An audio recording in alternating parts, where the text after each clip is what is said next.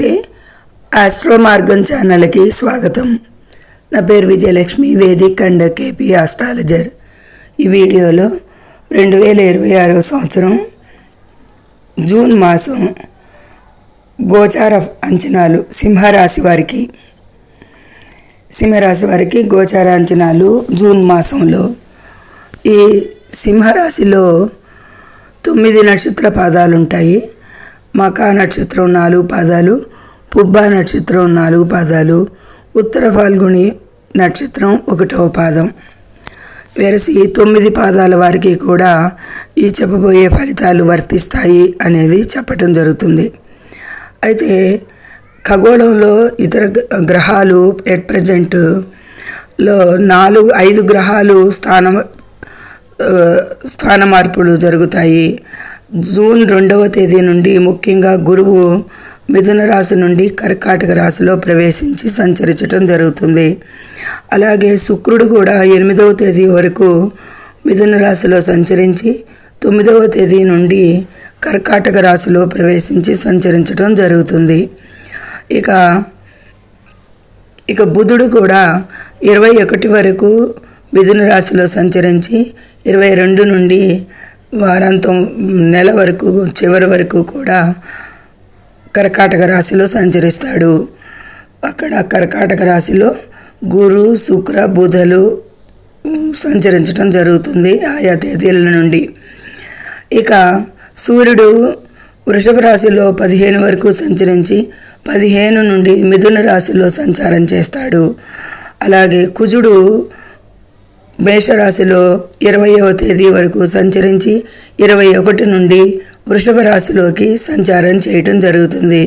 ఈ విధంగా గురు శుక్ర బుధ రవి కుజాలు స్థాన మార్పులు చెందటం వల్ల అనేక మార్పులు సంభవిస్తాయి అనేది సూచించవచ్చు. ఇక కేతువు సింహరాశిలో, కుంభరాశిలో రాహువు, ఇక మీనరాశిలో శని సంచారం చేస్తున్నారు. వీటన్నిటి దృష్టి యుతి సమన్వత్వానుగుణంగా క్లుప్తంగా సింహరాశి ఫలితాలు తెలుపుకుందాము. జూన్ మాసంలో అంటే ఎక్కువగా సింహరాశి వారికి ఎక్కువగా అనుకూలించే గ్రహాలు ఏమన్నా ఉన్నాయా అంటే గనక రాశిలో కేతు అనుకూలం కాదు, అలాగే 7లో రాహు అనుకూలం కాదు, 8లో శని అనుకూలం కాదు, 9లో కుజుడు స్వస్థానంలో ఉన్న బాధకాధిపతి సింహరాశికి కాబట్టి అనుకూలం కాదు అనేది చెప్పచ్చు. 10లో రవి అనుకూలం. ఈ మాసం అంతా రవి అనుకూలంగా ఉంటాడు. రాశ్యాధిపతి రవి మాత్రం అనుకూలంగా ఉన్నాడు ఈ సింహరాశి వారికి ఇప్పటి వరకు. అయితే ఇక బుధుడు 11లో అనుకూలంగా ఉన్నాడు, 12లో చివరి వారంలో కొద్ది ప్రతికూలతలు ఇస్తాడు. అలాగే శుక్రుడు 11లో 8 వరకు మంచి లాభాలే ఇచ్చిన 12కి వచ్చేసరికి కర్కాటక రాశి అక్కడ శుక్రుడు అనుకూలంగా లేడు. అదేవిధంగా గురువు కూడా వ్యయ స్థానంలో సంచరించడం వలన వీరికి గురుబలం తగ్గుతుంది ఈ మాసంలో అనేది సూచించడం జరుగుతుంది. ఇక ఈ విధంగా గ్రహానుకూలత ఒక మాదిరిగానే చాలా తక్కువగా ఉంది. నిజం చెప్పాలంటే ఒక రవి రాశ్యాధిపతి రవి బుధ శుక్రులు కొద్దిపాటిగా తప్పితే మిగతా గ్రహాలు అనుకూలం లేదు అనేది సూచించవచ్చు. ఇక ఆర్థికంగా చూస్తే కనుక ధన ప్రవాహం అయితే బాగానే సాఫీగానే ఉంటుంది అనేది చెప్పచ్చు. ఇక రియల్ ఎస్టేట్ రంగానికి సంబంధించిన పెట్టుబడులు అయితే అనుకూలిస్తాయి. ఎందుకు గురువు తన 5వ దృష్టితో వృశ్చిక రాశిని చూస్తాడు. వృశ్చిక రాశ్యాధిపతి కుజుడు 10లో అనుకూలంగా ఉంటాడు 21 నుండి అనేది సూచించడం జరుగుతుంది. ఇక ఉద్యోగం వ్యాపారాలకు సంబంధించి కొత్త ఉద్యోగ అవకాశాలు లభిస్తాయి. ఎవరైతే ఉద్యోగం కోసం ఎదురు చూస్తున్నారో నిరుద్యోగులు వారికి కొత్త అవకాశాలు వస్తాయి. వ్యాపార విస్తరణకు కూడా ప్రణాళికలు వేస్తారు అనేది సూచించటం జరుగుతుంది. భాగస్వామ్య వ్యాపారాలు లాభిస్తాయి బాగానే. పార్ట్నర్షిప్ వ్యవహారాలు అయితే బాగుంటాయి. ఇక ఆరోగ్యపరంగా కొద్దిపాటి జాగ్రత్తలు అయితే తీసుకోవాలి సింహరాశి వారు. ఉదర సంబంధిత లేదా కడుపు నొప్పి సమస్యలు వచ్చే అవకాశం ఉంది. ఆహార నియమాలు చాలా జాగ్రత్తగా పాటించాల్సి ఉంటుంది. ఆరోగ్యపరంగా చాలా వ్యతిరేకంగా ఉంది ఈ సింహరాశి వారికి.